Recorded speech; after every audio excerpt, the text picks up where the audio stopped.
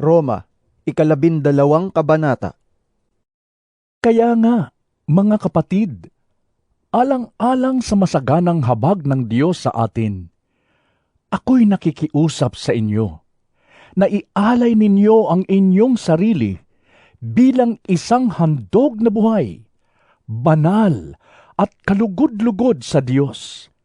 Ito ang karapat-dapat na pagsamba ninyo sa Diyos. Huwag kayong makiayon sa takbo ng mundong ito. Sa halip, hayaan ninyong baguhin ng Diyos ang inyong pag-iisip upang maunawaan ninyo ang Kanyang kalooban. Sa gayon, magagawa ninyo kung ano ang mabuti, kalugod-lugod at ganap na kalooban ng Diyos. Dahil sa kagandahang loob ng Diyos sa akin, sinasabi ko sa bawat isa sa inyo, huwag ninyong pahalagahan ang inyong sarili ng higit sa nararapat. Sa halip, pakaisipin ninyong mabuti ang tunay ninyong katayuan ayon sa sukat ng pananampalatayang ipinagkaloob ng Diyos sa bawat isa sa inyo. Kung paanong ang katawan ay binubuo ng maraming bahagi at magkakaiba ang gawain ng mga ito, gayon din naman, kahit na tayo'y marami, nabubuo tayo sa iisang katawan ni Kristo at tayong lahat ay bahagi ng isa't isa. Tumanggap tayo ng iba't ibang kaloob ayon sa kagandahang loob ng Diyos. Kaya't gamitin natin ang mga kaloob na iyan. Kung ang ating kaloob ay pagsasalita ng pahayag mula sa Diyos, magpahayag tayo ayon sa sukat ng ating pananampalataya. Kung paglilingkod ang ating kaloob, maglingkod tayo. Magturo ang tumanggap ng kaloob sa pagtuturo.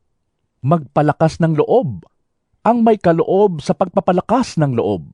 Kung pagbibigay ang inyong kaloob, magbigay kayo ng buong puso. Kung pamumuno naman, mamuno kayo ng buong sikap. Kung pagkakawanggawa ang inyong kaloob, gawin ninyo iyan ng buong galak. Maging tunay ang inyong pagmamahalan. Kasuklaman ninyo ang masama at pakaibigin ang mabuti. Magmahalan kayo bilang magkakapatid at pahalagahan ninyo ang iba ng higit sa pagpapahalaga nila sa inyo. Magpakasipag kayo at huwag maging tamad. Buong puso kayong maglingkod sa Panginoon. Magalak kayo dahil sa inyong pag-asa.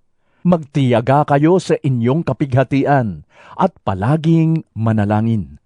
Tumulong kayo sa pangangailangan ng mga kapatid at patuloyin ninyo ang mga taga-ibang lugar. Idalangin ninyo ang mga umuusig sa inyo. Idalangin ninyo sila at huwag sumpain. Makigalak kayo sa mga nagagalak at makitangis sa mga tumatangis. Magkaisa kayo ng saloobin. Huwag kayong magmayabang. Sa halip ay makisama kayo kahit sa mga dukha. Huwag ninyong ipalagay na kayo'y napakarunong. Huwag ninyong gantihan ng masama ang masama. Sikapin ninyong mamuhay ng marangal sa harap ng lahat ng mga tao. Hanggat maaari, gawin ninyo ang inyong makakaya upang mamuhay kayo ng mapayapa kasama ng sinuman. Mga minamahal, huwag kayong maghihiganti. Ipaubaya ninyo iyon sa galit ng Diyos. Sapagkat nasusulat, Akin ang paghihiganti, ako ang gaganti, sabi ng Panginoon. sa halip, Kung nagugutom ang iyong kaaway, pakainin mo. Kung nauuhaw, painumin mo. Sa gayon ay magbubuntun ka ng mga baga sa kanyang ulo. huwag kayong magpadaig sa masama, kundi daigin ninyo ng mabuti ang masama.